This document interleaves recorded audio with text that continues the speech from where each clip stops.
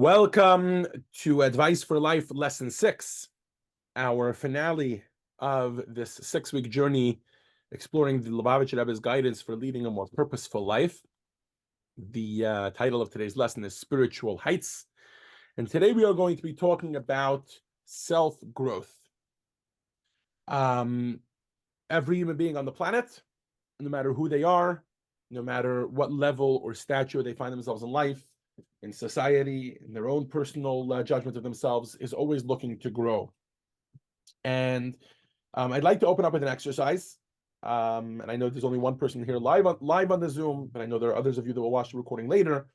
So take 30 seconds to do exercise 6.1 on page 144. Essentially, the question here is, when you grow, how should you start? Right? So let's say you're about to start your growth in a particular area of life. Let's say if it comes to patience, you're trying to have more patience.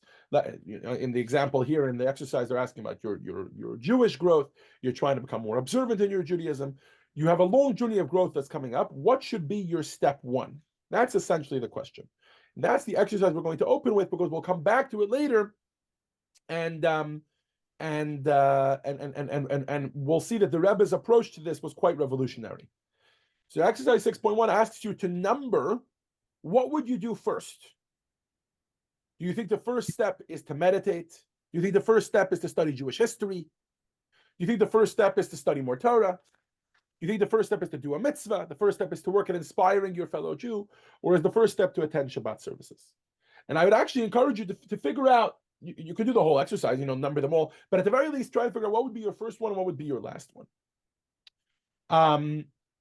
And the reason we're opening up with this exercise is because I think very often what happens is people think the first thing to do is to learn.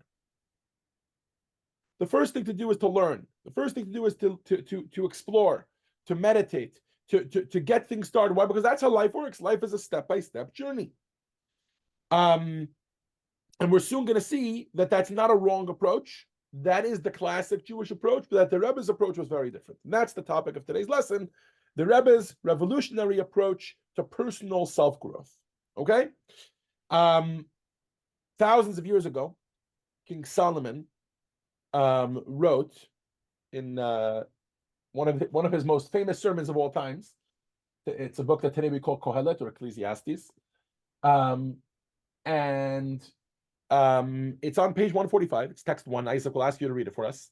Obviously, it reads very poetic, but I think we'll find this to be a very, very good opener to a class about self-growth. Before we keep going, though, I would be remiss if I didn't mention the sponsor of today's lesson, which I missed the opportunity to do so at the outset. But today's lesson is sponsored by Mr. Lyle Nagy. Lyle will be with us this evening, and we thank him very much for sponsoring today's lesson. Okay, so what does King Solomon say about growth? Isaac. How many understand that the spirit of the human ascends on high, while the spirit of the beast descends to the earth? This is based on a few observations that King Solomon makes. First of all, we can talk about the animal soul versus the human soul. The animal soul is constantly dragging us downwards towards more base and materialistic desires, especially in 2024 with all the vanities that we are offered around us, right? But I think an even simpler way of looking at it is that an animal, right? Most animals walk around on 4 legs. And even if they don't always walk around on 4 legs, think of a gorilla or something like that, they're constantly facing downwards. Wherever they're facing downwards. Human beings are the only ones that by our very nature, we're standing upright and we look upwards. Our gaze is upwards. And King Solomon says that there are not many people, only wise people recognize that this is a reflection of the human character. The human beings wish to grow. We constantly wish to grow. No matter who we are, no matter how old we are, no matter where we live, the one common denominator is that we are never satisfied with who we are. We constantly want to grow as human beings. And the Rebbe had a revolutionary approach to this human quest to constantly improve and constantly strive to be better. However, before we launch into our exploration of the Rebbe's guidance on how to become a better person, it should be noted that when we talk about the Rebbe's revolutionary, I keep using the word revolutionary, right? Revolutionary approach, it's based on classic Jewish wisdom. But the Rebbe took certain elements of it and really emphasized them until it becomes revolutionary in terms of what he stressed on. Before we talk about the Rebbe's approach, I think we owe it to ourselves and to all those that are here and going to watch the recording, etc., to appreciate the classic approach. What is the classic approach? So we're going to start on page 146. The classic approach to self-improvement from a Jewish perspective is a step-by-step model. What does step-by-step mean? It usually gets divided into two separate models. The question is, what are you trying to improve? Are you trying to improve your relationship with the Almighty, to become a more spiritual person, to become a human being who's more connected to God, etc.? Or are you trying to improve in your relationship with your fellow human beings, like we say, between man and man or between man and God? Right? And these two classic approaches are usually divided into what I would call a bottom-up approach and an inside-out approach. Let's go through them one at a time. When it comes to our spiritual growth, usually the classic Jewish approach is bottom-up. What do we mean by bottom-up? Isaac, if you can read for us, please, text 2. Who shall ascend the mountain of God, and who shall stand in his holy place? One who has clean hands and a pure heart, who has not borne my soul into vanity, and has not sworn deceitfully. Thank you very much. King David in Psalms makes a statement. He says, becoming spiritually closer to God is like climbing a mountain. There's an analogy here. There's a parallel here. What is the parallel? I've climbed some mountains myself here in Pasadena. I've never really undertaken it as a proper, we have the Holy Hiking Club that meets every once in a while. We go hiking together, etc. Now, I've never really undertaken climbing all the way up to the top of Mount Wilson or Mount Baldy or, one of these big ones. But even on a smaller level, you never start with climbing a tremendous distance in one go. You got to train. There's a reason that there's that famous cliche, climbing a mountain starts with the first step. The first step doesn't mean moving your feet one in front of the other. It means, starting with training, starting with working on your oxygen, on your stamina, etc., etc. And slowly you'll be able to climb. You'll be able to climb Mount Wilson, you'll be able to climb Mount Baldy, you'll be able to climb Mount Kilimanjaro, Mount Everest, all the big ones that there are out there in the world. Similarly, this classic approach says, when it comes to coming close to God, if you'd like to improve yourself in your relationship with Hashem, start with step 1, then move on. Start with being one who has clean hands and a pure heart, etc. Right? And slowly, you'll improve yourself more and more until you're able to climb, so to speak, the mountain of God. By the same token, climbing the mountain of God also means getting into shape spiritually, right? Just like we're saying, take it one step at a time. It also means getting it into the right shape spiritually, right? Just like, again, using that same parallel. Before you even start to train, you might want to get into shape. Maybe I'm using the wrong words. You might want to watch. What I mean is, you might want to watch what you eat. You might want to watch what you drink. Now, somebody will tell you, "Oh, but that's not nothing to do with climbing the mountain. Today, I'm eating a nice fat burger with fries that have been deep fried in oil. Right? Tomorrow, I'm going to climb the mountain. That has nothing to do. And I'm going to take the first step tomorrow. No. You might want to start by avoiding negative things for your body in order to start getting yourself into the right, not just mindset, but body position. And this is a verse that we say every single week in the prayers for Shabbat morning. We say, Isaac, you want to read for us? Text 3. Yes. Turn away from evil and do good. Seek peace and pursue it. Take a look at the order. The first thing you want to do is turn away from evil, then do good, right? Then you should seek peace, then you should pursue it. In other words, there's a bottom-up approach here. If a person is a Rasha, he's a terrible human being. He steals from people. He's been in prison multiple times. The first thing you want to do is get over that, right? Then start climbing the mountain slowly, more and more, to become a better person and a better functioning member of society, etc. This is the bottom-up approach. We begin from the bottom by dealing with our negative behaviors and character traits, rectifying them. Then we proceed to doing good, and then doing better, and then better until you're up on the mountain of God. Fine. The second classic approach to self-improvement is one that is much more of an effective visualization when you're talking about self-improvement when it comes to interpersonal relationships. And that's where I use the term inside out. Why do I say inside out? Because just as when it came to improving ourselves, we want to start at the bottom, start with the lowest things, and then start to go up. Similarly, if you want to improve a relationship with someone else, you might want to start with yourself and only then move on to someone else. Text 4 is from the Talmud, page 147. Isaac? Beautify yourself and then beautify others. The Talmud, using the words beautify, is essentially telling us, listen, you want to improve a relationship with someone else? I can't tell you how many people I talk to. Sometimes I get to talk to both spouses. Sometimes I only talk to one spouse. Sometimes it'll be in my office. Sometimes it's more in conversation at the kiddush or here or there. But often when I talk to people, the best advice I can give them is say, hey, listen, you're trying to figure out this issue that somebody else in your life has, a spouse or someone you're in a relationship with or a loved one or a coworker, etc. Improve yourself. Trust me, that will improve the relationship. Why? Because often that's where things start. The Kotzker Rebbe, who was a Hasidic master from the 19th century, his name was Rabbi Menachem Mendel of Kotsk. He's known for sharing. He says, when I was younger, I thought I would change the world. This was an idiom that he would say all the time. When I was younger, I thought I would change the world. I then decided that I would work on my city. Later, I concentrated just on my family. But now I've decided to just try and change myself. Right? And I think a lot of us can relate to this as we mature in life and we recognize that the idealistic approach that we had to changing the world is still a good ideal, but that maybe instead of shooting for the moon and getting nothing, right? Instead, let's shoot for something very achievable and then change the rest of the world. Let me change myself. By extension, I'll change my family. By extension, my city will be changed. By extension, the world will be changed. And by the way, this makes a lot of sense because think about it. If you're in a relationship with someone and all you're doing is trying to change them, because let's face it, it's much easier to change somebody else than it is to change ourselves, right? Or at least so it seems in our brains. You turn to somebody else and you say to them, oh, this is wrong with you, that's wrong with you, let's work on this with you, let's work on that with you, etc. Right? The progress you're going to make is going to be very, very little. Whereas if you instead choose to just work on yourself, there is a good chance that other person will actually change to reflect the changes that you've made in your own life. Think about this from the other end, when you're on the receiving end, right? Let's give an example of a doctor.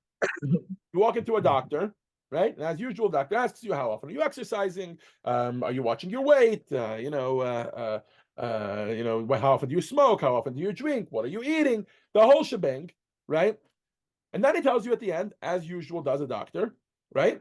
Oh, you should be a little bit better at this, a little better about that, etc. Right? So let's say he tells you should watch what you eat, you should exercise a little more. If this doctor who's telling this to you is 300 plus pounds, right? And when you ask him what he has for lunch, he's just had a burger with deep fried French fries, right? The chances of you listening to him are much lower.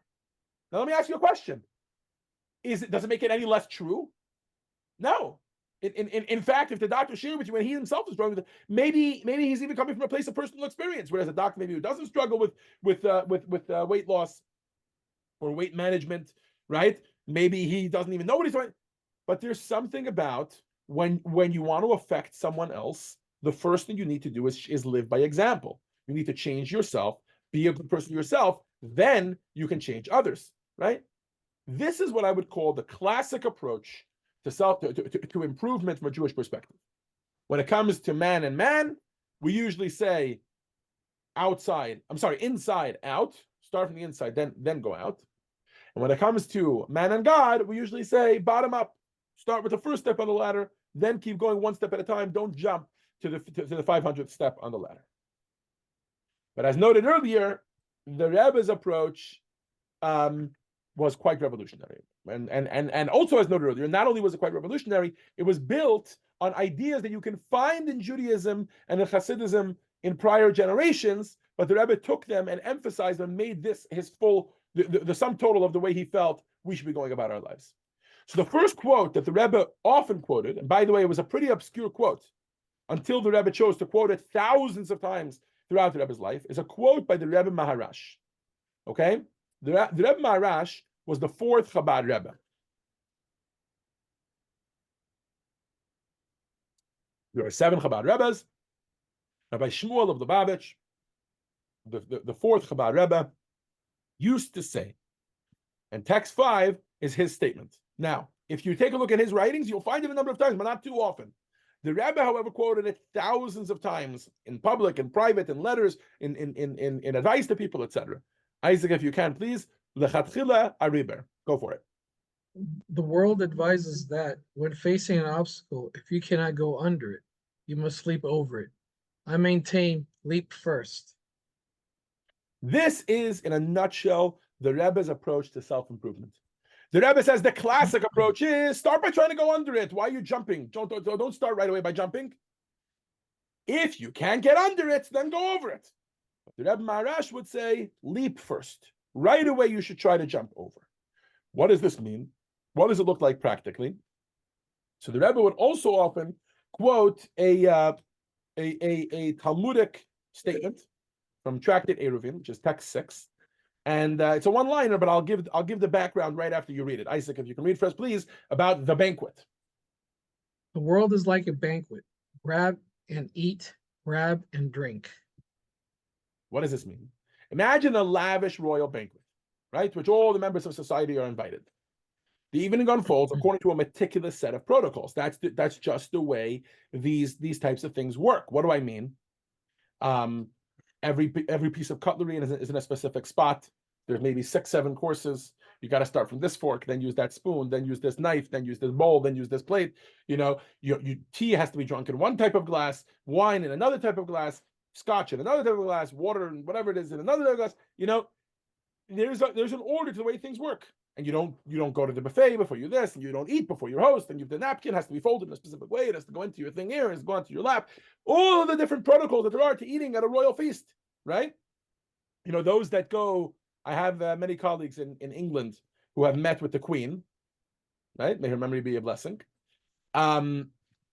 And before they went, some of them were knighted, some of them were honored, whatever, each one for their.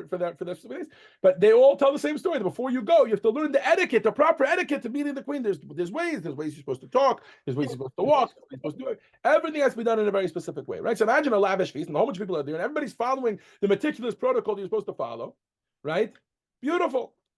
But then the banquet reaches its conclusion, and there's a group of guests that come into the room a few minutes before midnight. The tables are about to be are already cleared. The chairs are already stacked. The doors are bolted shut, etc. Right? But the buffet still has some food on it. What do you tell these people? You tell them to start following protocol. You tell them, listen, you're hungry. Go grab whatever you can take. Go eat, drink, whatever. Do whatever you want to do. In other words, do it. Grab and eat, grab and drink. Get whatever you can get. Whatever you manage to get is yours. Whatever not. The Rebbe would translate, and the Rebbe would say, earlier generations had the luxury of following protocol. Why is that? Because they didn't live right before Mashiach. The Rebbe, and we try to follow in his belief, was a strong advocate of recognizing that we are the last generation before Mashiach. We are literally about to usher in the era of the Messianic era when the world will reach its perfection. So in previous generations, they were able to say, you know what, I'm going to wait to do this mitzvah until I do this, and then I'll grow, and then I'll this. And that was the protocol. Said the Rebbe, a lechatchila ariber approach, a leap first approach is required as we get closer to Mashiach. We need to go straight for the prize. A mitzvah comes your way, grab it and eat, grab it and drink. So instead of the bottom-up approach, the Rebbe advocated we approach things from the top down. And instead of an inside-out progression, the Rebbe insisted that we should work from the outside in. Okay? If this isn't 100% clear to you, that's fine. So far, we've just introduced the idea. But over the course of the next hour, what I'd like to do is go through a few case studies and see what this looks like on a practical level. And in each instance, we'll take a moment to see what would be the classic approach and what would be the Rebbe's leap first approach. Lechatchila ariber, right? Let's take a look at a few case studies. Case study number 1 is a letter that the Rebbe wrote in 1959. But this letter is typical of many, many other letters that the Rebbe, and it wasn't always letters now. Sometimes it was talking to people in person that the Rebbe would send that make this, the Rebbe would tell people that make the same points. Isaac, if you can, please, text 7a. You ask me, how can I involve myself in disseminating the teachings, directives, and practices of Chabad to others when I have not yet fulfilled the dictum, beautify yourself and only then beautify others? I have two responses to your quandary. Firstly, it is not acceptable to withhold these teachings from individuals in your surroundings simply because you are not the way you should be. After all, your personal deficiency is not their fault. The Rebbe has two statements he wants to make, two answers, two responses. And we're going to see the second one in just a moment. But firstly, I'd like to analyze the first one. Notice that the Rebbe is not denying or negating the rule of step one leads to step two. Like the Talmud said, beautify yourself, then beautify others. That's fine. That is a correct and valid approach, and that is a good way of going about it. However, while that truism remains in force, the Rebbe insists that this person should not wait until they've perfected themselves until they affect others. Why? The reason is because, says the Rebbe, why is it their fault? You might have certain deficiencies, but if you're in a position now where you can help someone else, that's not their fault. You should be able to help them without you reaching your full perfection yet. Let's bring another analogy in order to really drive this home. Everyone would agree, I think, that in order to teach a certain subject, a teacher has to know the subject themselves. That the better the teacher knows the information and owns the knowledge that he's going to be projecting, the better they'll be able to teach it. Now let's assume that you have been tasked to teach a certain subject to a class, and you feel that your own knowledge of this subject is maybe less than perfect. There are two ways with which to approach this problem. One perspective, and I would say this is specifically a teacher-oriented perspective, is to say to yourself, I can't teach this subject. You know why?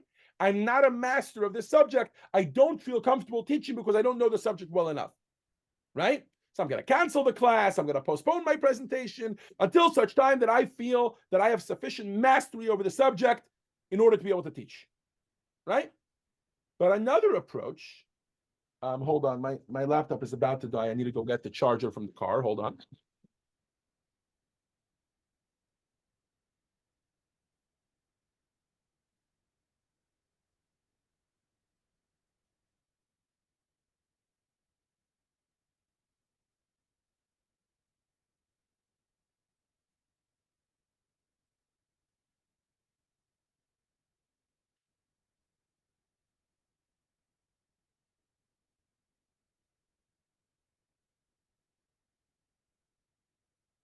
Okay, my apologies.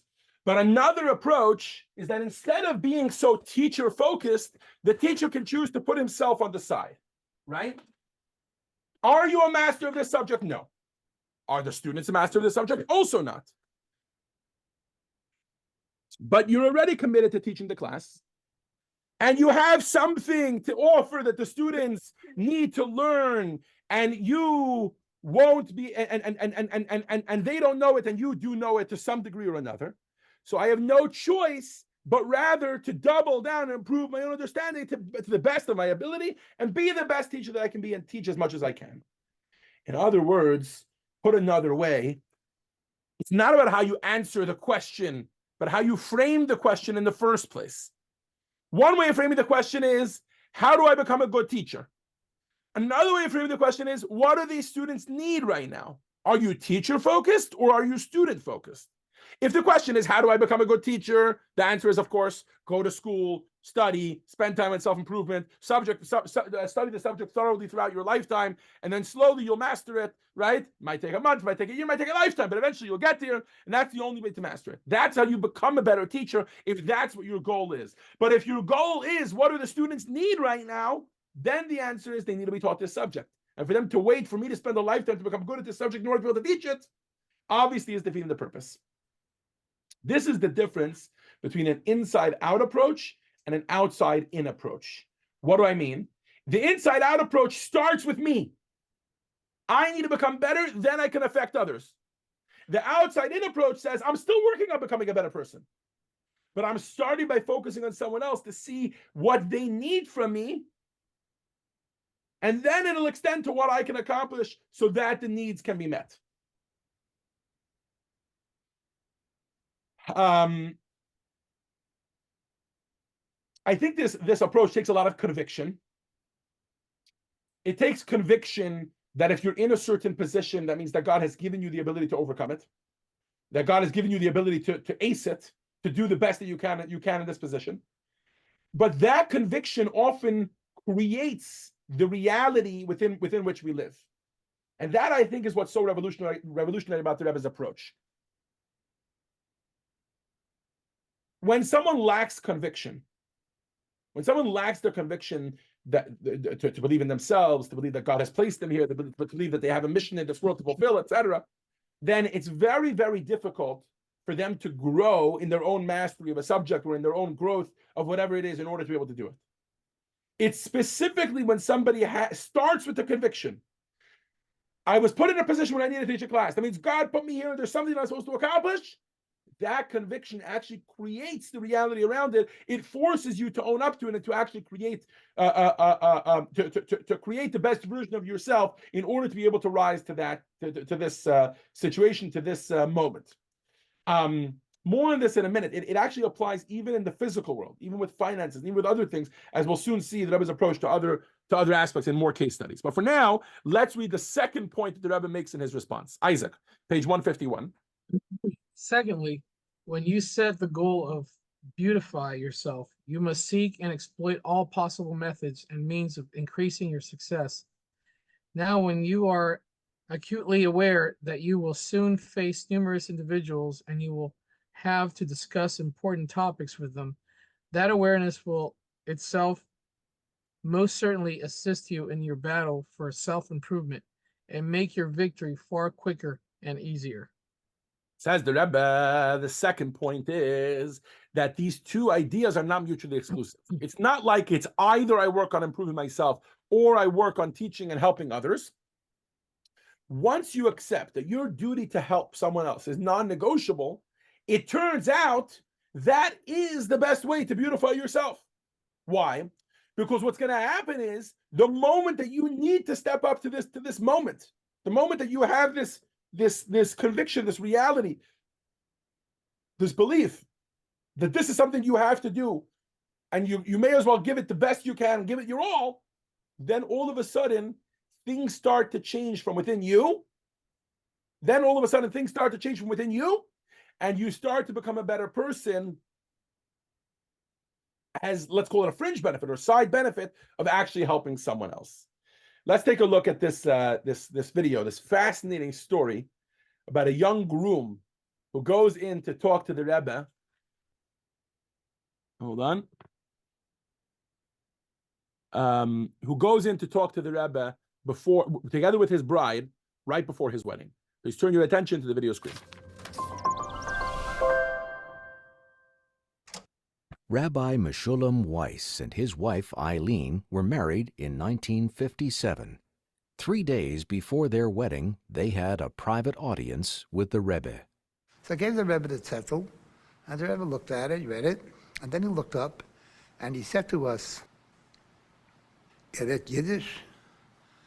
So I said, "Yeah, I speak Yiddish, I understand Yiddish." And my Kava, she said to the Rebbe, "I understand Yiddish, but I don't speak it that well. I don't express myself that well in Yiddish." So the Rebbe said, "All right, when I speak to the chassan, I'll speak in Yiddish, and when I speak to the Kala, I'll speak in English." And that's what he did. So maybe a few seconds goes by, and all of a sudden, my wife starts to cry. And she looks at the Rebbe, and she says to him, "Can the Rebbe please ask the chassan to leave the room? I want to speak to the Rebbe in private." Well, I was in shock. I think the Rebbe was also in shock. And the Rebbe gave me a look, and I just backed out and walked out of the room. As I came out into the hallway, our Grona came running over. He says, "Where's the Kala?" I said, she's still inside. He said, no, no, no, you can't do that. We don't do it that way. I said, well, that's the way it is. What am I going to do? And maybe about a good 20 minutes goes by that my wife is inside with the Rebbe talking. And then she finishes, and she opens the door. She says, the Rebbe said you should come back in.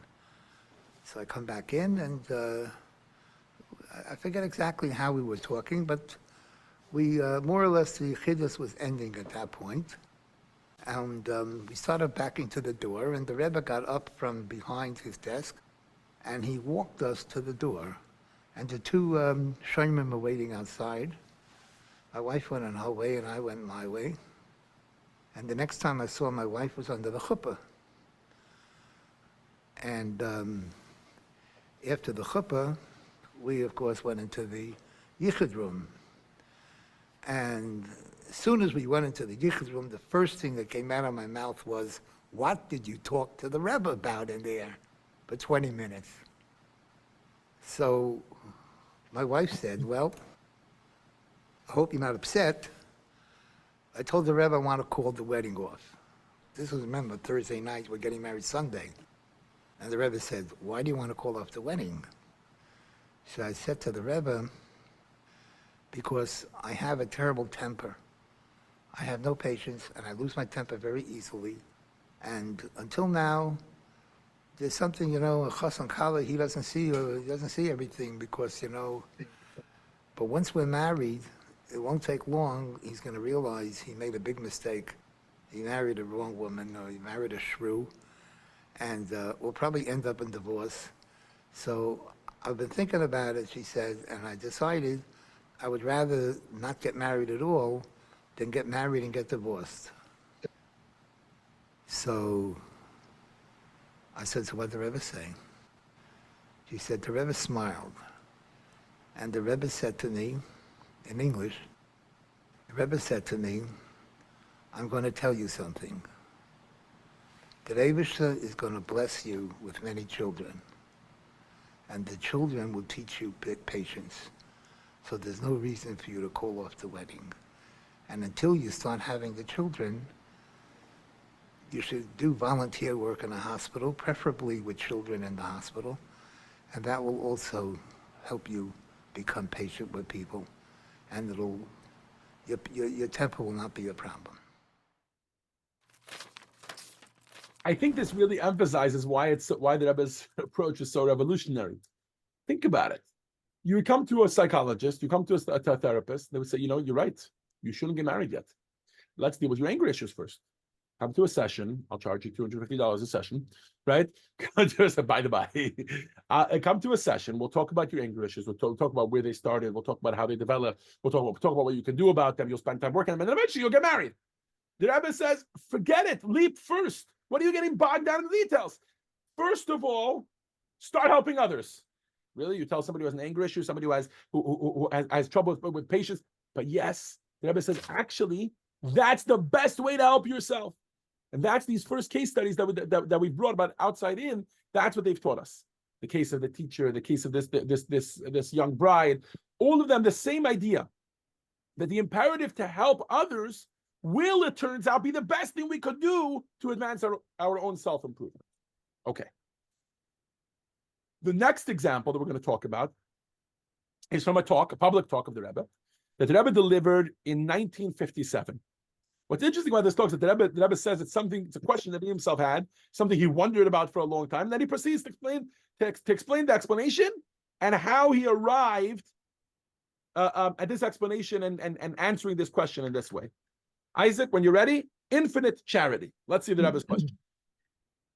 A Hasidic discourse states that charity should be given in an infinite manner. This was the first time I encountered such terminology applied to giving charity. As I studied the discourse, I asked myself how it might be possible to give charity in an infinite manner. After all, charity entails giving money or physical resources with monetary value. How can any physical entity possibly be infinite? Now, Judaism delineates several standards of charitable giving. According to the typical standard of charity, we donate 1/10 of our earnings. That is considered the proper minimum margin. Then there is the standard of 1/5, which is considered a generous margin of charity. Finally, there is the standard of charity referred to as charity by judgment, whereby we judge ourselves honestly to determine the amount we require to sustain our own existence, so that we can donate everything beyond that amount to charity. According to the latter standard, our charity is not defined by a specific percentage. It is neither a tenth nor a fifth, nor even a specific figure greater than a fifth. Nevertheless, in the final analysis, even such giving has a limit. For even if we were to give away all that we possess, it would still add up to the quantifiable sum. Rather, there is an entirely different approach to giving charity, whereby we do not consider ourselves at all. Instead, as soon as we encounter someone in need, our response is to immediately resolve that need, however large it may be, without considering whether we owe the amount or not. In other words, the degree to which we feel the pain of our fellow and relate to their need is infinite, unequivocal, and unconstrained, so that there is no room for any calculations whatsoever regarding our personal means. We have but one consideration. We must provide the needy individual with the amount they require. If we do not have that sum ourselves, we will put every effort into obtaining it. And when we truly make this resolve, God will certainly assist us in fulfilling this mitzvah. The Rebbe has a question. How can giving tzedakah be infinite? Tzedakah seems to be, of all the mitzvahs, tzedakah seems to be the one mitzvah that is always numbered. It's always countable.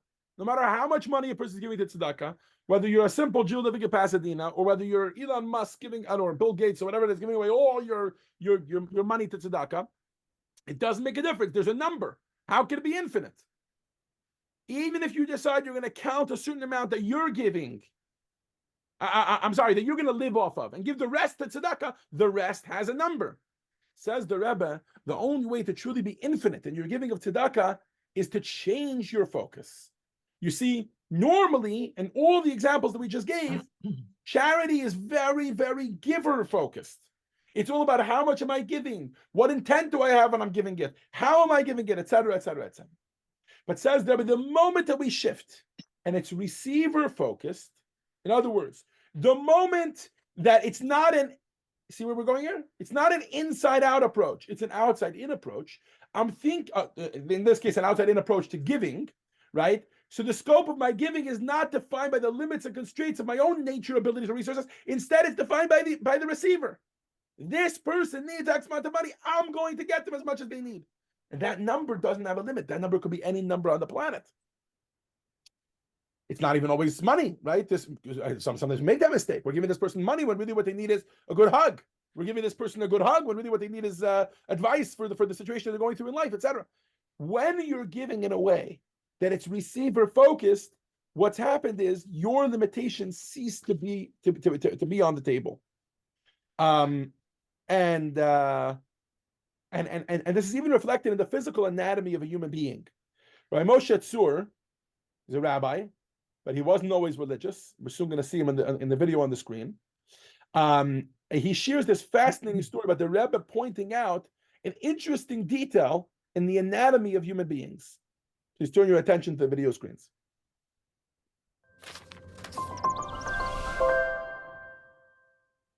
Rabbi Moshe Tzur is the founder and administrator of a number of educational and charitable institutions in Jerusalem. In 1969, he was serving in the Israeli Air Force. We was in Bir Gavgafa without any good conditions and good food. One day stopped trailers and gave to each one of us a package. It's a Chag Purim Sameach from the Rebbe Milubavitch. And we all was wonder who is the Rebbe. It was like a Fata Morgana in the middle of the desert to receive a piece of candy and regarding from somebody that really care for you. And I was very impressed. On 1971, in the Milchemet HaTasha, one day Chabad people ask us to put a tefillin. At that time, you don't know if it's Monday or Tuesday or Shabbat, and all of a sudden somebody asks you to put a tefillin. So when I start to say Kriyat Shema, I tried to say it, Shema, Israel, and I knew it, so I said it like fluently, and then I got crying because it was very emotional for me, and since that days, I got back to my like religions. When I come to Chicago, I got to know Rabbi Daniel Moskovich, he should rest in peace. I become very close to Lubavitch community and to Chabad, and he used to come to my warehouse every Friday in the morning, and one time they honored me in some dinners that the Chabad house did, and I was twice in Yahdut with the Rebbe, and one time he asked me what I'm doing, and I had an idea to be helping some more Jewish community, and he was telling us how is important the mitzvah of ve'afta le'racha kamocha, to love the others just like you love yourself. And the Rebbe was like asking a question, why is the heart of the person, of the human being, is in the left side? Because in Judaism, the right is the chesed. If it's so important, why Hashem didn't make the human being create that the heart will be on the right side and not in the left side? So the Rebbe, he should rest in peace. He say that when a Jew look at the other, he have to know that the heart is for the others. Because when I look at you, your heart is in my right hand, and my heart is in your right side. So when the heart is for the other, then you really make the mitzvah of ve'afta le'recha kamocha, because the heart is not for you. The heart is always for the others. Since then, thank God, I came back to Israel, and I established 2 important yeshivot and 4 kolelim, and I think that the Rebbe definitely did a very important message in me and in my mission as a Jew. He changed all my perspective about life. Even in the very anatomy of a Jew, the heart is on the left side in order that it should be facing the right side of someone else. It's focused on someone else. I think this brings us to the second element of outside-in case studies and what the purpose of, like how it works to do from the outside in. Number one is, when focusing on someone else, it'll actually improve you, but make it about the other. And number 2 is, when you're focused on the other instead of focusing on yourself, it actually turns into something limitless. It turns into something that's beyond you. It transcends you and your perspective and your realm. The third case study that we are going to do today is going to be a classic Chabad case study. What do I mean? It's been well documented that Chabad today is the largest Jewish organization on the planet, and many of the meetings, as I'm sure many of you that are here in this class know about, and certainly I've heard about this, that in meetings in other organizations, what they're often talking about is, how is Chabad doing it? How is Chabad doing what they're doing? It's not a secret. We don't hide our tactics. And here I'm about to share one of the biggest secrets, so to speak, of Chabad. What is it? Chabad has never been about how many resources do we have. Not financially, not talent-wise, not time-wise. It's always been about what needs to be done. And when you live in a way like that, your whole perspective changes and your productivity goes up, right? Now, you would think that one of the places that this for sure doesn't apply to is finances. Like, hello, there's only a certain amount of money in the bank. You can't live in a dream world. It turns out that's not true. Even when it comes to finances, even when it comes to budgeting, you can create the reality if you're choosing to live in a leap first. environment. If you're choosing to live in an outside-in approach and not in an inside-out approach. Let's take a look at text 9, the reverse budget. Isaac, if I can ask you to read for us, please, this letter of the Rebbe. This is a letter to one of the Chabad organizations in 1951 in the city of Montreal. There was a yeshiva, and there was a discussion about budget. And they wrote to the Rebbe, and here's the Rebbe's response. Go ahead. In regard to the discussion at your meeting concerning the deficit in the yeshiva's budget, I have already addressed this in my earlier conversation with you here in New York.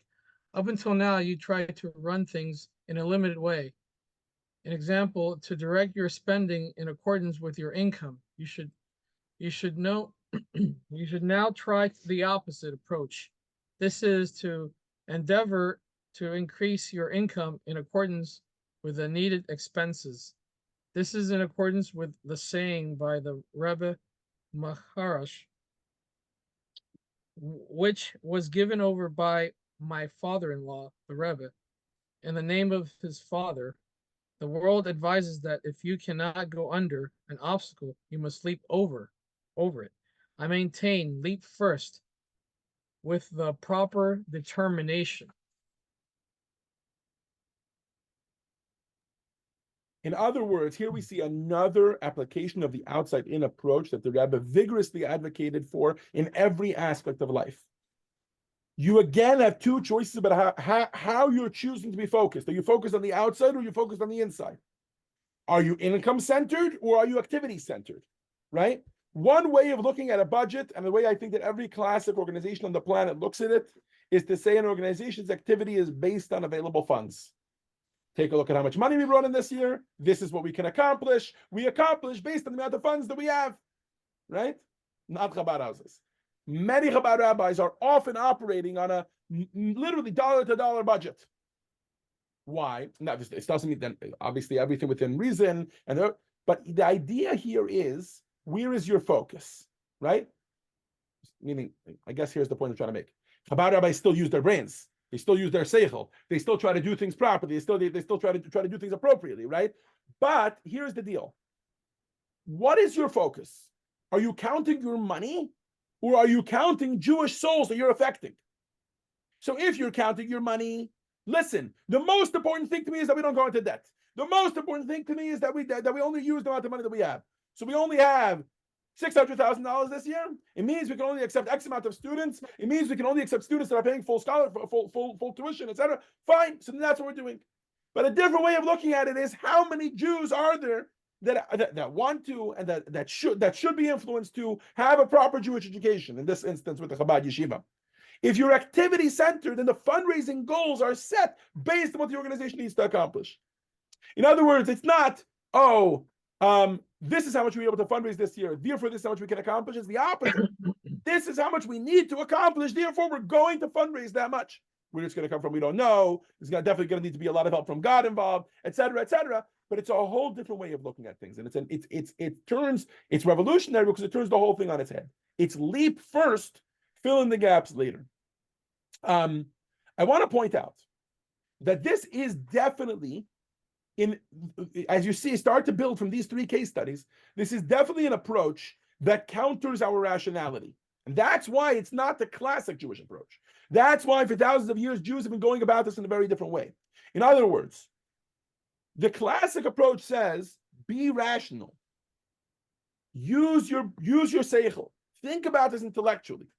When you do, then you'll be able to properly do it and influence it and execute it in the right way. That's what I was looking for. Execute it in the right way properly, right? Now, so you think to yourself, hold on a second. You're being irrational. There's no rationality involved here. There's no intellectuality involved here. So you're just being an idiot, right? Says the Rebbe, it turns out that not being rational can be done in two ways. One way is to be irrational. Another way is to be super rational. You see, we like to think that our brains are the be-all, end-all, and they can get us to wherever we need to go. I can intellectualize my way through it. I can think my way through it. I can figure it out, etc. Right? But it turns out that sometimes it's that very same brain that's getting in our way. It's those very same, in Yiddish we call it cheshbonis, right? Or in Hebrew, cheshbonot, right? It's those same calculations that we make, which it's our new God. we serve the calculation, the budget, the charity that we can give, the amount of teaching we can do to someone else, the amount of energy we have to help others, etc. Ask anyone who has ever been forced into a situation where they've been forced to use beyond a rational amount of energy. They will all tell you they were able to dig deeper and find more energy, and then they grew as people along the way. That's the approach that Rebbe is advocating for. I would say it's not an irrational approach, it's a super rational approach. And this same idea, when it came to interpersonal relationships, outside in, was also something that the Rebbe, was an approach the Rebbe took to our growth in terms of our own self-growth in our relationship with God. Not bottom up, as we said at the beginning in the classic approach, but rather top down. The question is, what is your starting point? I think it was the Gerer Rebbe who shared a story that I think it was one of the Gerer Rebbes. He was about 17 years old or somewhere in his teens when he assumed leadership of that Hasidic movement, and basically he got this feeling that a lot of people didn't necessarily respect him, etc. He told a story about somebody who climbed. He trained for years and he climbed for months, and he finally makes it to the top of a mountain, and he gets to the top of the mountain. What does he see? The first thing he sees, he gets to the top of the mountain, is he sees a little child who's walking around the top of the mountain. So he says to the little child, he says, "How did you get here? It took me years to train and months to climb till I arrived here." The little child looked at him and he said, "I was born here." He said, "My starting point is that I started at the top of the mountain." The point that the Gerer Rebbe was making was that in this instance, the question is not how old I am. The question is what I'm based on. It's built on a movement. He was standing on giant shoulders, etc., etc. And he indeed went on to become one of the greatest leaders of the Gerer movement, etc. To approach a challenge from the bottom up is to take the mountain climbing approach that we've been discussing. My starting point is where I am right now. I assess my own position. I gauge what the next step should be, how much effort it's going to take to make the next step, and how many of those next steps is going to take till I get to the top. Once I accomplish the first step, then I can assess the next one. I can assess the next one. How many of them is it going to take to get to the top? In contrast, the top-down approach says, hold on a second. Don't focus on where you are right now. Focus on the goal. Lock your eyes on the goal. My starting point is the conviction, remember? My starting point is the conviction that because God has presented me with this goal, Hashem has certainly also given me the koach. He's given me the strength to be able to get there. Once I have a clear picture of what needs to be accomplished, the next step is to find the best way that gets me there. Instead of worrying about my situation, instead of focusing so much on myself and my abilities and what I can do now, I think only of what needs to be done. That was the Rebbe's approach. The Rebbe's approach to self-improvement was, don't climb, leap. And the best way to do that is by jumping in. Following the bottom-up approach, you would first have to avoid all negative action and only then be able to move on to positive action. The Rebbe says, no. You know what your goal is. Your goal is you want to be a tzaddik. Your goal is you want to be connected to Hashem. Your goal is you want to be a chassid. Your goal, whatever it is, immediately take a step towards that. If that means putting on tefillin today, even though you don't necessarily avoid eating non-kosher yet, go for it. Do it. Take a step in that direction. Start living in that reality of your conviction of being close to Hashem. And one of the places where the Rebbe discussed this was, this will be good for your seders, which are coming up. I know we're all in Purim mode now, which is coming up Sunday, right? But our seders are coming up a month after that, right? So it's just a month and a couple of days. And one of the places where the Rebbe discussed this was when talking about the 10 plagues, specifically the first 2 plagues. The first plague. Okay, so by the way, before we get to the plagues, it's important to understand that the Hasidic approach to the exodus from Egypt always is that the exodus from Egypt is not just something that happened many, many generations ago. As the Talmud tells us, b'chol dor v'dor, in every generation, everybody should view themselves as if they're leaving Egypt. So you say to yourself, hold on a second, I've never even been to Egypt in my life. The answer is the spiritual Egypt. Egypt means our own limitations, our own constraints, our own challenges in life.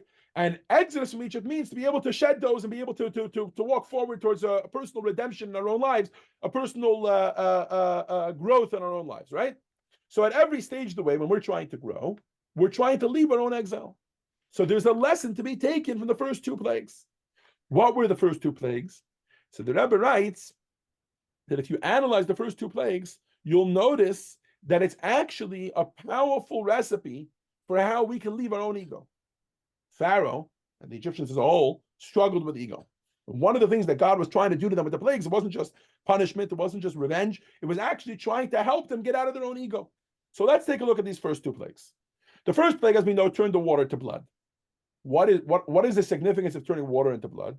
Water is naturally cold and wet, right? Blood is the exact opposite. It's warm and full of life. So Hashem said, the first thing you need to do is replace the coldness, the apathy that we have towards holiness with warmth. Okay? What is the second plague? The second plague is almost the exact opposite. You have cold-blooded frogs, right? And what happened with the cold-blooded frogs? Excuse me. The cold-blooded frogs came to Egypt, and actually they went all over Egypt, but they also specifically jumped into the ovens, which was a miraculous thing. You know, frogs, in order to survive, have to be able to be in warm and clammy climates, right? Instead, they jumped into the oven, right?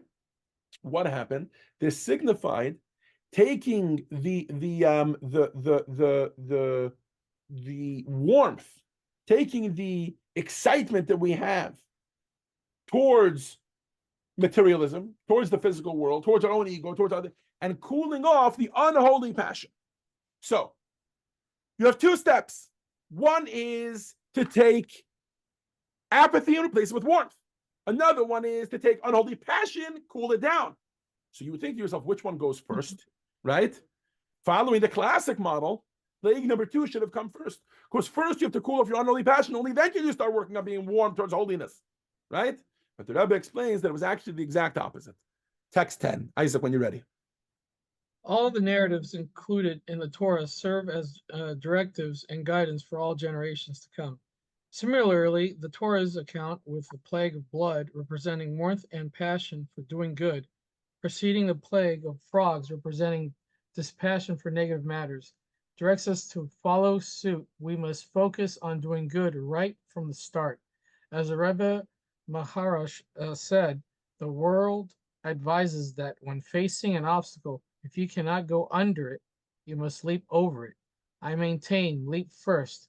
Consequently, we also need this approach of leaping over in the sense of immediately working to reveal an abundance of light that will consequently, on its own, dispel the darkness. Instead of worrying, says the Rebbe, about the logical order of the way you're supposed to improve yourself, just go ahead and start doing a mitzvah. As Nike would say, just do it, right? Flood your life with warmth and holiness until there won't be any room left for the bad. You want to expel darkness? Start by shining a little light. And then slowly there'll be so much light, so much life, so much warmth, so much holiness that there won't be any room for anything that is of the opposite nature. This same Rebbe of Kutsk that we mentioned earlier, he once said, my fervent wish is that my followers abstain from wrongdoing, not because misdeeds are not allowed, but because they have no time for them. Imagine if instead of trying to avoid a bad habit, instead you got so busy doing good things, you had no more time for that bad habit. Right? That was the Rebbe's approach. This is why Chabadniks have stood on the street from forever and beyond, ever since the Rebbe started this movement, right? Saying to a Jew, come put on tefillin, right? And what is the response? Often Jews say, oh, but I'm an atheist. My response usually is, don't worry, atheists can also put on tefillin, right? You talk to somebody with the class commercial, like, hold on a second, first get this person to believe in God, then have him put on tefillin. No, maybe putting on tefillin is the first thing he needs to do on his journey. Maybe he'll have so much time putting on tefillin, he won't even have time to worry about believing in God. It's not only that the Rebbe advocated focusing on doing good before worrying about eliminating the negative character traits from our lives. Even within the realm of doing good, the Rebbe had a non-sequential approach. There wasn't an order, a proper order, a good order or the right way to do it. The attitude always was just do it. Top down. Start from something, start from an action which is based on the reality that you want to live in. And then the rest will follow suit. We see this expressed in the Rebbe's revolution, obviously, of what we know today as Jewish outreach. I don't know what happened. Here we go. Do the mitzvah, and the understanding will follow. Take a look at text 11, where the Rebbe is actually talking about this attitude. Isaac, if you can read for us, please. Action first. We could argue that in order for a Jew to begin performing mitzvot and drawing closer to God, they need to first learn about Judaism and about the laws and the mitzvot of Torah. They especially need to learn about God, his relationship with the world in general, and his special relationship with the Jewish people. They all need to understand the significance of mitzvot in general and each specific mitzvah. In other words, we could argue that in order to do mitzvot, a person requires a proper introduction and training, comprehensive knowledge, etc. Only once that has been achieved, it is possible to proceed with observing the mitzvot in proper way as benefits the commandments of God. To counter this argument, the Torah shares the story of Abraham. God told Abraham, "Go from your land." At that point in the narrative, the Torah had not informed us at all about Abraham's virtues and achievements, and that is precisely the lesson for us. The very foundation and starting point of Abraham's coming close to God and is when God told Abraham, "Go." It began with an action. He had to do something to carry out a divine command in actuality. In other words, thank you, Isaac, the Rebbe is saying that each and every one of us, in essence, is connected with God. That is the reality of our lives. Therefore, there's nothing more natural for a Jew to do than a mitzvah. So now you're going to come and tell him, oh, you're not doing this, so you shouldn't do this mitzvah. You weren't true to yourself 5 minutes ago, so therefore you're not going to be true to yourself today. Why does that make sense? Right? Therefore, you're not going to be true to yourself now. This is ridiculous. Start from the top. Live in the reality. Live in the reality that you are connected to God, that you are a holy Jew because you have an neshama, etc. Do the mitzvah because in truth you are already there. It's just up to you to get in tune with that, right? From that peak of connection, from the top, now you can start to learn and grow and let your actions catch up. But live there, be there. In the next video that we're going to watch, it's a fascinating video.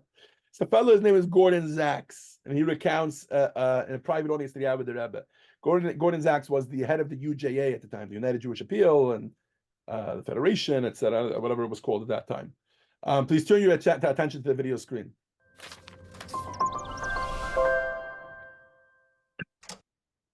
In 1969, Mr. Gordon Zacks was chairman of the UJA's Young Leadership Cabinet. Shortly after delivering a keynote address to 3,000 communal leaders from across the U.S. and Canada, he was informed that the Rebbe wished to meet with him. I'm escorted into the Rebbe's study. And I'll never forget it if I live to be 100. This man, I mean, there are books piled all the way to the ceiling, all around the office. He stands up. He has these penetrating blue eyes, crystal clear eyes. His skin is almost translucent. I mean, not a wrinkle, just an incredible, peaceful, penetrating look in his eye. He said, "Mr. Zacks, I have read your speech. It is clear to me that you have taken good care of your mind. I can look at you, and it's clear to me that you've taken good care of your body. What are you doing for your soul, Mr. Zacks?" That was the opening to the conversation, which lasted an hour and a half. So he says, "Do you believe in revelation?" I said, "I believe in God, but I'm not sure I believe in revelation. I believe that the Bible was inspired by God, but I haven't yet accepted the fact that it's word for word written by God." Now listen to this. I mean, this is when it really gets amazing. He says, Mr. Zaks, your problem is you're trying to think yourself to God. You can't think yourself to God. You have to experience the why, the how of being Jewish. And in the living of a Jewish lifestyle, you will discover God. He's within you. But you're trying to connect to him through your head. You have to connect to him through your heart. And you can't get there through your head. You got to get there through experience. He says, let me send a member of my community to live with you for a year and teach you how to be Jewish. If at the end of the year you find God in your soul, in your heart, you have achieved the greatest gift that you will ever have in life. You've got to release yourself from this mental approach to life and God and come with me in this journey of the heart. The Rebbe was encouraging Mr. Zaks, stop living in a bottom-up approach. Stop trying to come to God by first understanding him, first coming to terms with him, and then you'll start doing things. Some of the understanding will come through doing. Live as a Jew for a year. Let me send you somebody. Let me start keeping mitzvahs, doing mitzvahs, etc. Gordon Zaks made some progress, but he never took the Rebbe up on his offer. And I actually think that the end of his story is quite fascinating, because I think it shows the Rebbe's laser focus and not being able to you were never able to distract the Rebbe from the goal that he felt you should do another mitzvah because that will get you there. I forgot the year that he said that this happened. It's probably 1970s or 1980s. In any event, no, it was more. I think it was 1960s, end of 1960s. Anyways, he came back to visit the Rebbe at the next opportunity in the late 1980s. Whatever it was, I think it was a 30-year difference. And the Rebbe, in his own words, at the end of this interview, he says this. The Rebbe picked up the conversation from exactly where they were. He said, "So, have you taken my advice? Have you started?" In other words, this second meeting is not an officially arranged meeting. The Rebbe didn't even know he was coming. He walks by the Rebbe by dollars to get $1 from the Rebbe, like thousands of others. The Rebbe turns to him and says, "No, Mr. Zaks, have you taken me up on my offer? This is on video. I've watched this before. Have you taken me up on my offer? Have you decided to start doing a mitzvah, etc." Right? And what happens? He turns to the Rebbe. He says, "Rebbe, you're amazing. You're amazing. You remembered me. You remembered our conversation. You're amazing." What do you think the Rebbe says to him? No nonsense. The Rebbe says to him, "And what will it help the Jewish world that I am amazing?" You have to do a mitzvah.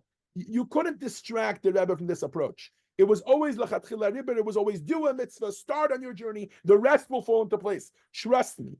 And to start, pontificating your way there, that's not the way to God. That's not the way to God. Okay. We're now holding the lesson conclusion before we conclude the entire course. And I think right about now is a great time to repeat the exercise that we started at the beginning of the lesson, right? So now you take a look at on page 159 at exercise 6.2, same question. Let's repeat the exercise. Put these items in the order, right? So some of you are looking at it, you're like, oh, you know what I learned? I learned that order number 1 should be do another mitzvah. Number 1 should be doing another mitzvah. Number 2 should be working and inspiring your fellow Jews to grow. No, I believe that even if we say that, that's missing the point. To the Rebbe, all of them are number 1. You know what's next? Next is do whatever you can. Whatever comes your way next. So we're on this Zoom. You're watching this recording. You're at the class tonight. Whatever it is, you finish the class, and the next opportunity is, I don't know, to register for another class. The next opportunity is to come to shul for Shabbat. The next opportunity is to come to shul for Purim and be here and do the mitzvahs of Purim. The next opportunity is your friend calls you and needs some time on the phone to that's your next opportunity. That's your next step in your growth. Why? Because the Chatchila Ariba means leap first, do, grab and eat, grab and drink, do the next mitzvah that comes your way. There is no correct process order. And I think that's the best way to describe how to leap. Of course, you focus on the needs of others and what God desires of us, but it's not in a specific order. It's just leap first. Seize every opportunity that comes your way. The next mitzvah, focusing on others, focusing on Hashem, focusing on not getting uber hyper focused on our own personal growth.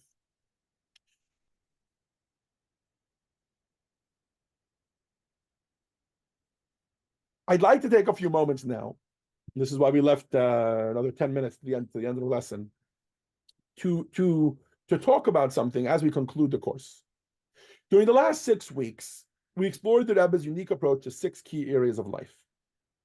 I think it behooves anyone who took this course to take a moment and actually write down with a pen for yourself, what is the advice that spoke to me most, and that resonated with me most, that's going to be a practical message that can affect my life in these 6 areas that we discussed, right? The Rebbe encouraged us to have optimism. The Rebbe encouraged us to have trust in Hashem, right? The Rebbe encouraged us to step out of ourselves, discover something deeper. Take a pen and write down on page 160, what are 6 practical things in your life that you can do, that you can grow in your work life, your family and home, in your physical health, in your emotional well-being, in life's challenges and self-improvement. And I think you're going to begin to see this common denominator in all of the Rebbe's advice. One common thread is optimism, unfailing optimism, trust in Hashem's goodness, no matter how dire the situation seems. And that lies at the core of all of the Rebbe's advice. If it comes to emotional well-being, it's don't give up on yourself, focus on your talents, refocus on things that, in other words, finding ways to have an optimistic approach, finding ways to trust in Hashem, despite a negative consequence, whatever it is. What is the plan? What is the mission that Hashem has for me in this moment? What is the meaningful the meaningful content, the meaningful purpose of this situation in which I find myself? But another common factor, which lies, I think, at the very core of it all, is that the Rebbe always encouraged us to step out of ourselves. Stop looking at things from your limited purview. Instead, discover meaning, discover purpose, discover Hashem's hand in everywhere, in every place and in everything. Why? Because to the Rebbe, life was an endless quest for meaning. Everything had a deeper purpose. Whatever we face, we need to ask ourselves, why would Hashem put me in this position? Why would I face it? And then do our best to implement the answer to that question, even in life's darkest moments. It can still be redeemed and transformed into a meaningful and purposeful thing that's going on in our lives right now. We're going to watch a story, maybe a little bit more extreme than your average story, but I think it'll drive home that in our little challenges, this is the proper approach to take. Again, you'll see these two right on the screen. We have the 2 threads that you'll see threading through this story.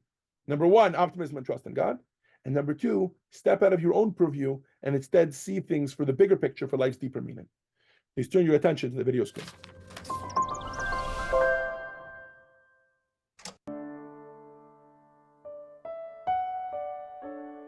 My father was nifter when I was still in college. That was in 1953, and 5 years later, my mother was nifter on Yud Aleph Nissen. So I wrote to the Rebbe a long, long, tearful letter, pouring out my sorrow at the loss of 2 parents and just being in my 20s. So I wrote the letter and I made an appointment to go see the Rebbe. I walked into the room. I just stood there and I cried and cried and cried and cried and couldn't get a word out. The Rebbe just sat there looking at me very kindly. He looked very compassionate and he looked sad, reflecting my sadness. And then he said to me, ich weiß nicht, was ich kann noch mehr sagen. Ich habe alles geschrieben in my brief. And I said, I never received a letter. And then we had a very beautiful yechidus, which was based on what the letter was all about, but it was more wonderful because I received it in person. And then a few weeks later, I did receive the actual letter. All religious people, even non-Jews, believe that the creator of the world is infinite and incomprehensible. Not only did God create the world so many thousands of years ago, but it is our firm belief that God is also the continuous master of the world, who is constantly watching over it and taking care of everything and every individual. Obviously, it is impossible for a human being to understand the ways of God. All believers in God believe also in the survival of the soul. When the physical body ceases to function, the soul continues its existence, not only as before, but even on a higher level. And here the Rebbe actually explained to me, and I thought it was beautiful. He knew that I had studied science in school because we had discussed that before. He said if you take a paper and you light a match to the paper is going to change form and shape. It won't be a paper anymore. It will be just ashes. So in that way we can understand that anything that has ever been created or existed will always remain. May God grant that you will carry on the conduct of your home with joy and gladness of heart. And if you fulfill your responsibilities with joy, as your parents would want you to do, this is the greatest joy that you can bring to their souls. And this will also bring you and your additional blessings, both physically and spiritually, with blessings and then the Rebbe's signature.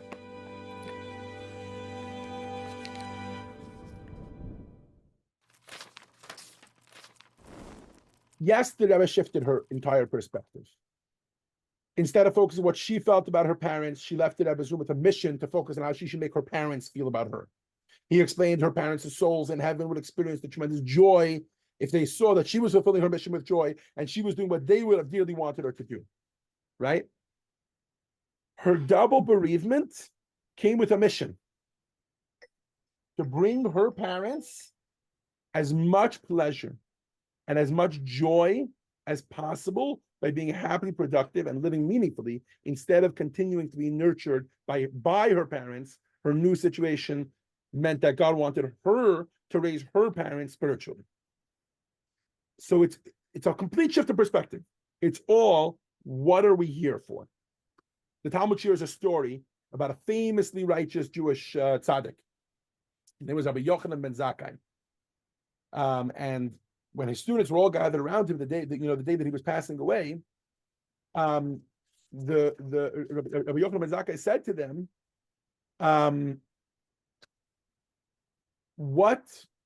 he started to cry. And they said to him, Rebbe, why are you crying? So he said, because I don't know in which way they're taking me. I don't know which direction I'm being taken. It means, up or down, heaven or hell. And they and the Rebbe analyzes this story. He says, hold on a second. A rabbi, like a Yochanan Zakkai, at the end of his life, he doesn't know which way they're taking him. Or was he delusional? He was a tzaddik. He was in tune with himself. He knew that he was a very righteous person. He knew that he had done only mitzvahs in his lifetime. How did he have this doubt? And the Rebbe explains Rabbi Yochanan's fear as follows. He says he was so successful and righteous precisely because he never thought about himself. He never thought about his own stature. He was always other focused. He was always meaning focused. He was always purpose and mission focused. That is true greatness. That when even on his deathbed, when he finally had a moment to think about himself, he wasn't able to really be in tune with himself because he was focused on others. So the $1 million question is, what's your mission? Right? We're all here in this world for a mission. And we're all here in this world to focus on others and to focus on purpose, etc. Now, the Torah contains many, many mitzvot, but the Rebbe selected a group of 10 mitzvot, and he actively promoted them, called them the 10 mitzvah campaigns. So we should consider them particularly relevant for our times. Our Rebbe, our leader, suggests Lesson 6 are the most relevant to begin with. And they're on page 161. You can see them. Number 1 is lighting Shabbos candles. Number 2 is putting on tefillin every day. Number 3, or every weekday. Number 3 is putting up a kosher mezuzah. So if you have a mezuzah, getting them checked. Number 4, and that's on every doorway of the house. Number 4 is studying Torah. You're already doing that one, so we're good to go. Number 5 is giving charity.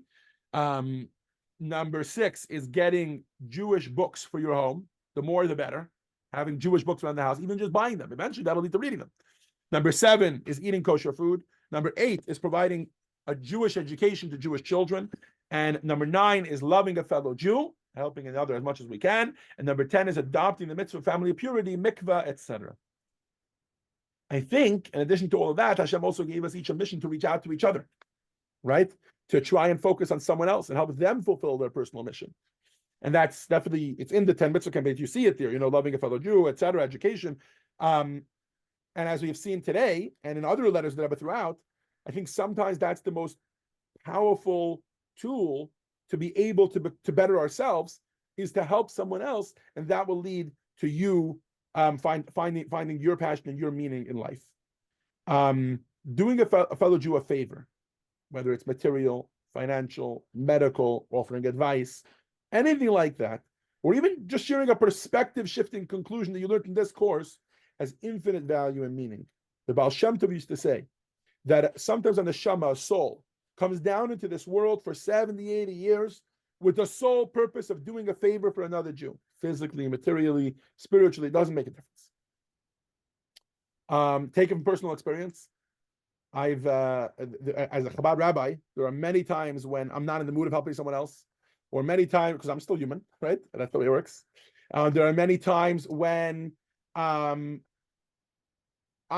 feeling down myself, but I have to be there for someone else. And inevitably, it always proves to me over and over again the ideas of this course. And this course has helped me refocus on it. What is that idea? That everyday scenarios have meaning. Every situation, a good one, a bad one, you're up, you're down, give it your all, throw yourself into it, recognize that Hashem has given you the ability to overcome it, help as many people as you can along the way. And just as this course has helped me in that way, I hope it has done the same for you. And I hope it will continue to do so for many years to come. As you know, in the follow-up email to today's lesson, I'm going to send a list of the recordings of all of the classes that we've done so far. And I hope you'll revisit them in the future. And you'll find that they continue to give you meaning and power to be able to go through life's most difficult challenges for many years to come. The Rebbe's advice has helped thousands. It's helped me personally, and I hope it continues to help you. L'chaim. Please turn your attention to the video screens for a summary of today's lesson. Lesson 6. Spiritual Heights. 1. The most effective path to self-improvement is to stop focusing on ourselves and to place others at the center of our attention. 2.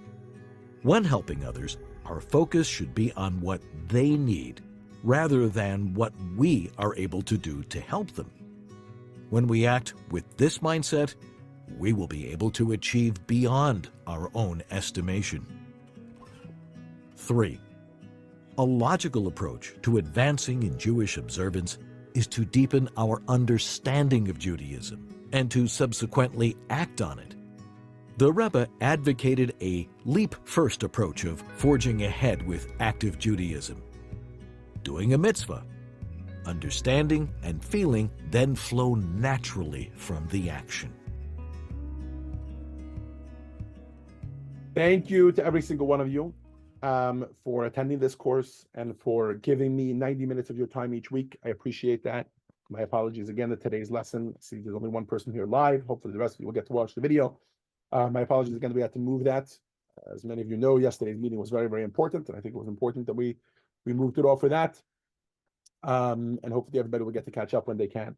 But I want to tell you that this, as always, has been a humbling experience. Whenever I teach, I find myself learning much more than teaching. And without students, I probably wouldn't teach. So thank you very much for being those students. I want to still take 3 more minutes of your time to give a little bit of a pitch for the next course. The next course that we're giving in May is a course on medical ethics. It's called Decisions of Fate. And I'll send an email about it tomorrow or the next day when we'll get to it. It's a 4-week course. The first day is May 13th, and it's going to go for 4 Mondays. I believe it skips 1 week for Shavuot, but it's going to be 4 Mondays. Let me look at that to tell you exactly. I'm sorry, it skips 1 Monday for Memorial Day. That's what it is. Memorial Day weekend, I assume people won't be around. So we'll skip one Monday then, but we'll do 4 Mondays. Other than that, as usual, it'll be 1:00 p.m. on Zoom and 7:30 p.m. in person.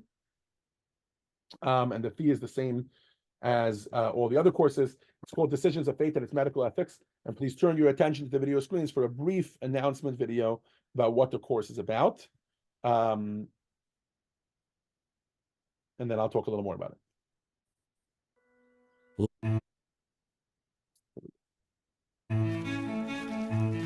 Nowadays, people don't really get lost anymore. For the most part, society has mastered the art of navigation. But how do we navigate the next frontier?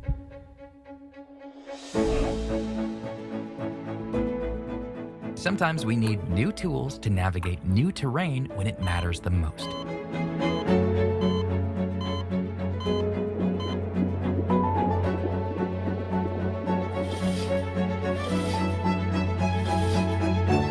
What tools will you have to find your way? Introducing Decisions of Fate, your Jewish compass for navigating questions of medical ethics.